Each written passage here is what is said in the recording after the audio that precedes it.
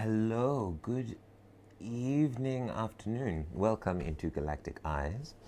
I just have a little brief energy update that I felt very compelled to give to everyone. It was very compelling to me. So let me introduce you to a little divination stuff that I have for you. So, here is, this is a form of divination that I've created for myself. All of here, this is the pentagram. It's very loose. It has to do, the pentagram has to do with the body, with the 5 elements of ourself and the 5 Fibonacci. And I found a sequence with which all of the major arcana rests on that. And here we have the stones connected to the chakras. So that should be right there. I'll come to that in a moment, but let me just come to this reading that I have here. I was doing, excuse me for the camera fixing. There we go. I was doing a reading this morning trying to understand why so much negative emotions and attitudes have been coming through lately. And I don't know if anyone else is sensing that, but lots of very negative thoughts.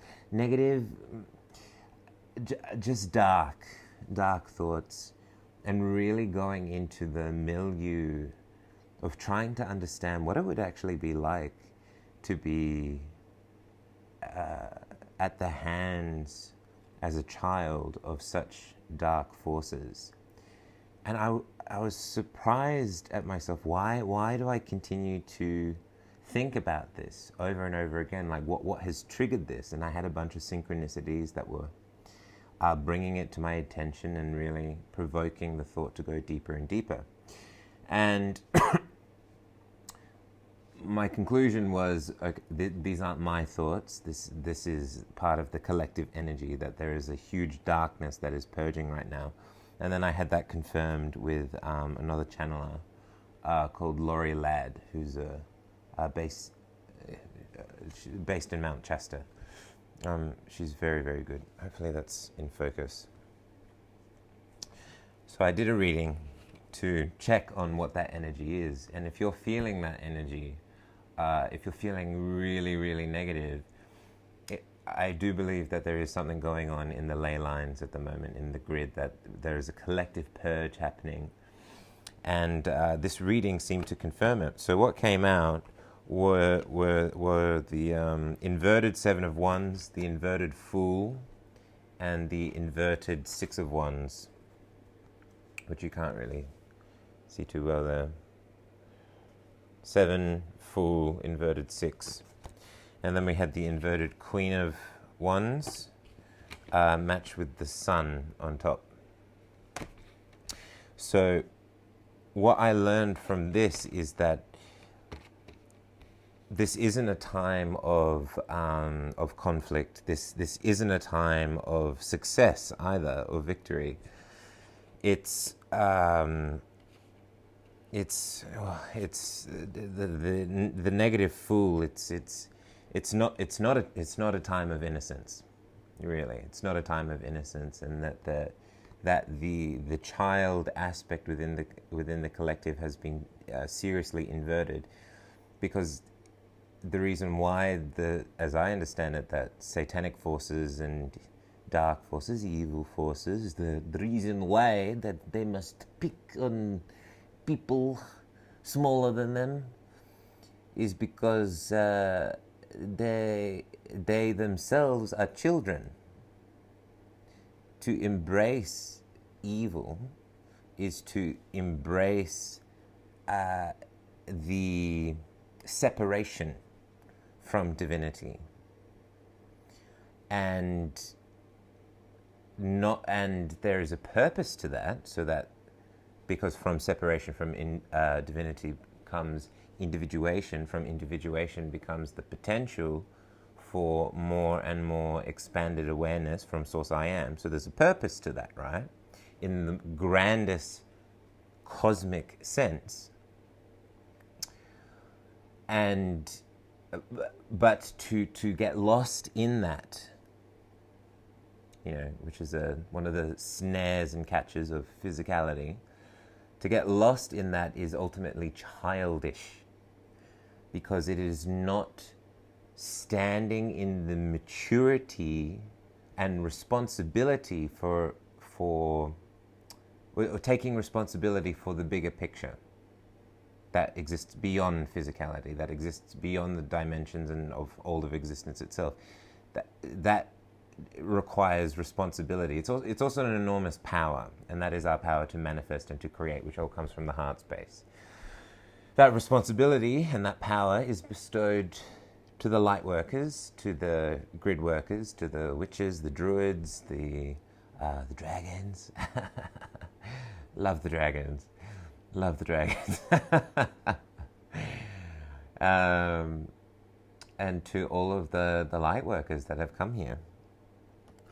So, on the surface, it's not about success. It's not about conflict, and it's not about loyalty, and it's not about this in inverted innocence either. It's ultimately about consciousness. It's about awareness. And then on the bottom of the deck, I had the Prince of Wands, which is the Knight of Wands. So there are lots of things happening at the moment. Lots of really deep change. You know, we're seeing conflict. We are seeing lots of success in some regards. Some might say success in the negative. Some might say there's success in the positive, going behind the scenes. But it's not about loyalty to any of these things. It's not about that. It's about awareness. And what this is ultimately coming to is stepping into maturity. It's about growing up, right? This is the inverted Fool.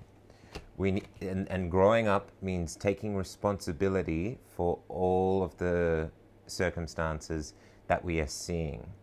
Because all of those circumstances ultimately are a projection of the I am awareness, of the observer and witnesser that we are. That's what the sun represents. The sun represents truth and authenticity. Hang on, I just need to stick my charger in because my computer's about to die. Don't down my computer. You'll stay right there. Good.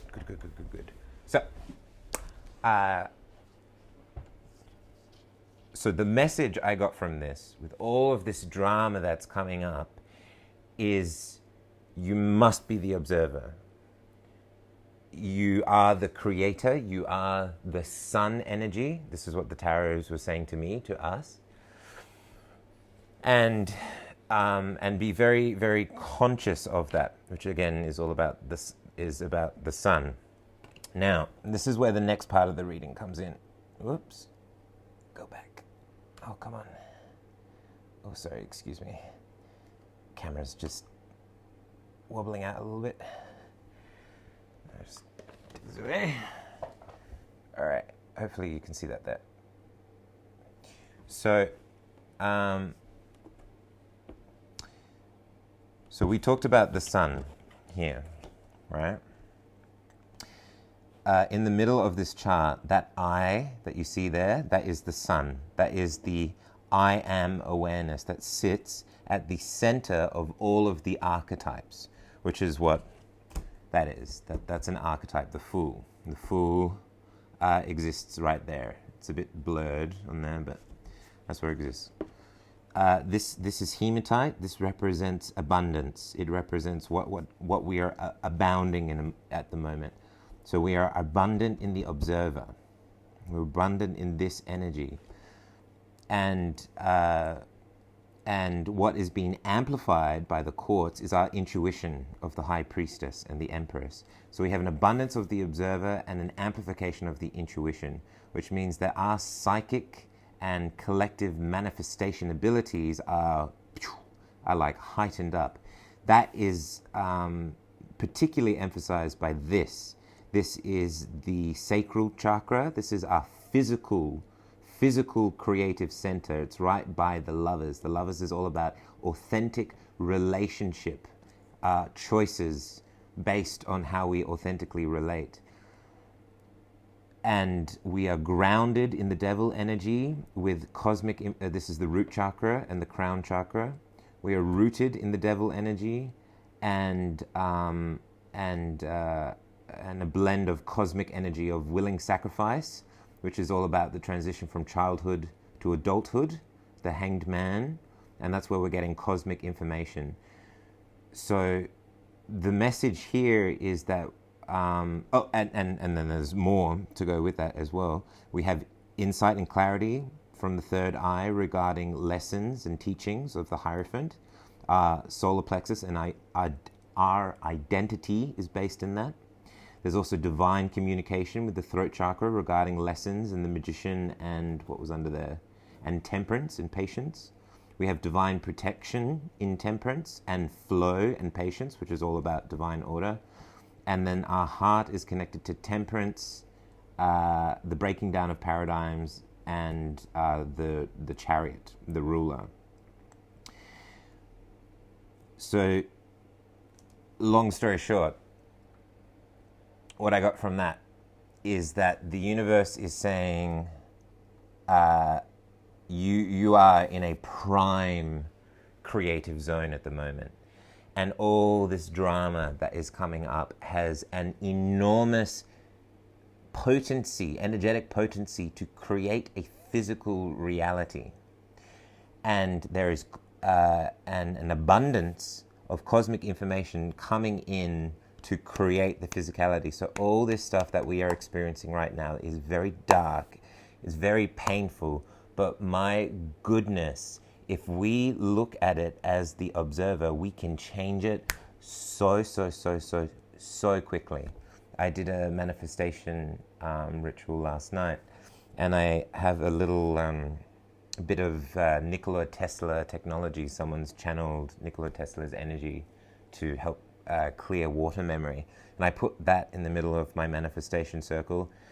And then I come across a whole bunch of information regarding new world systems based in quantum information, and how that's going to undermine the cabal and other negative forces, because it's the mature reality that's connected to the multidimensional, to the realities beyond the physical, which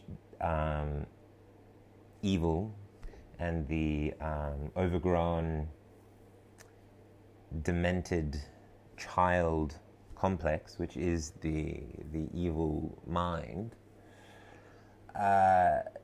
has no access. It has no access beyond from the higher fourth and fifth dimensions and above.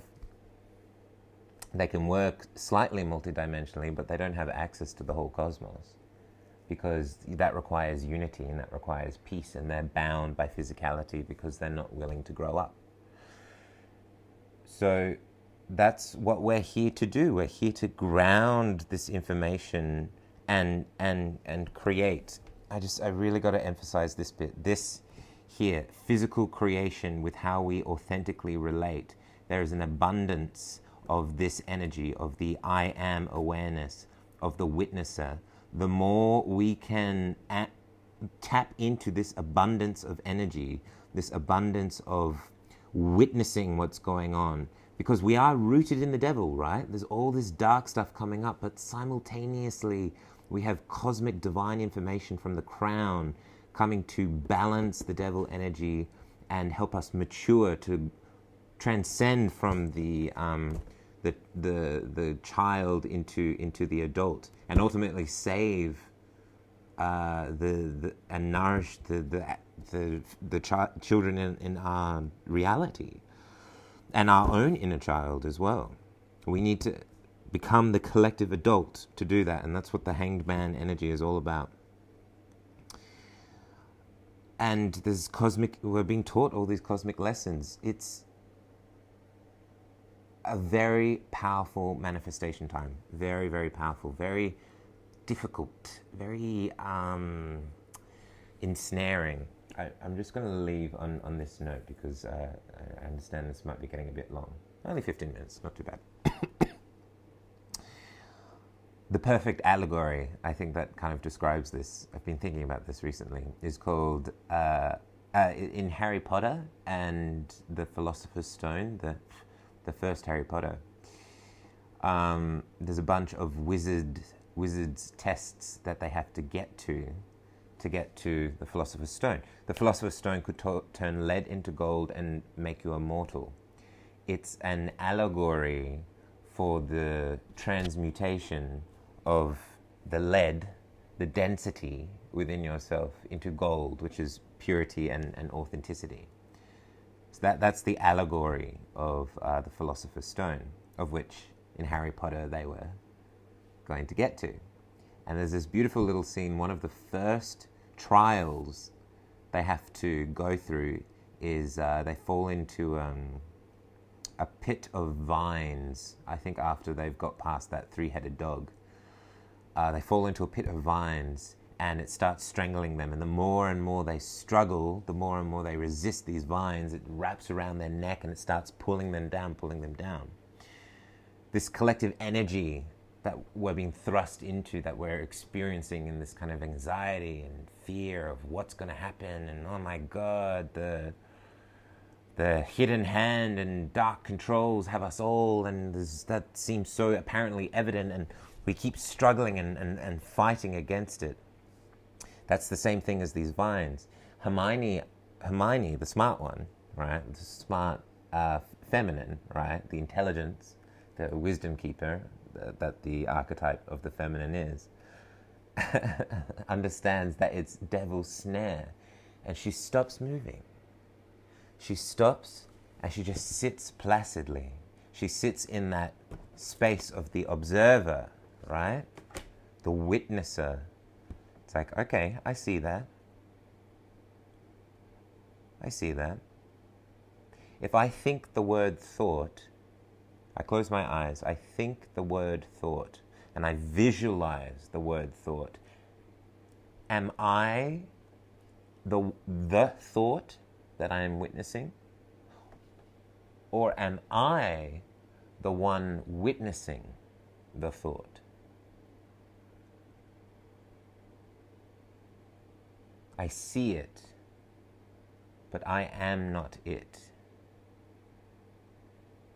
And she slowly starts to sink down through devil's snare, and she passes through, because now the devil cannot snare her, because she's moved into a place of transcendence, into peace, into witnessing, which is truth, which is where we start getting more and more access to divine truth.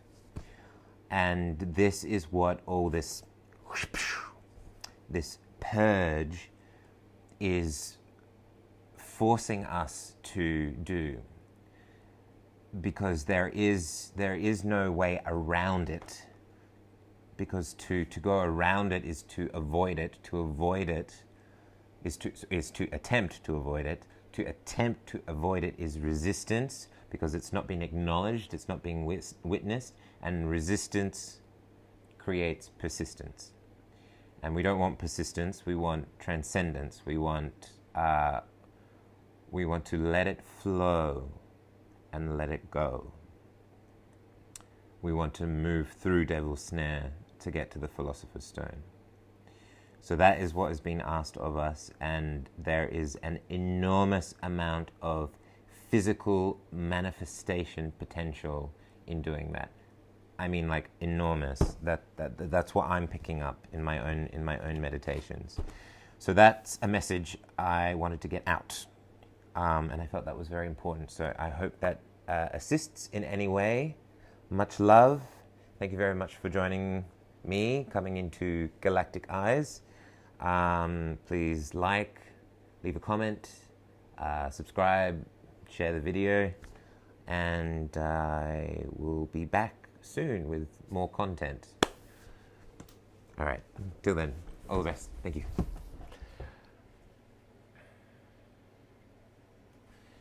Do, do, do, do, do, do.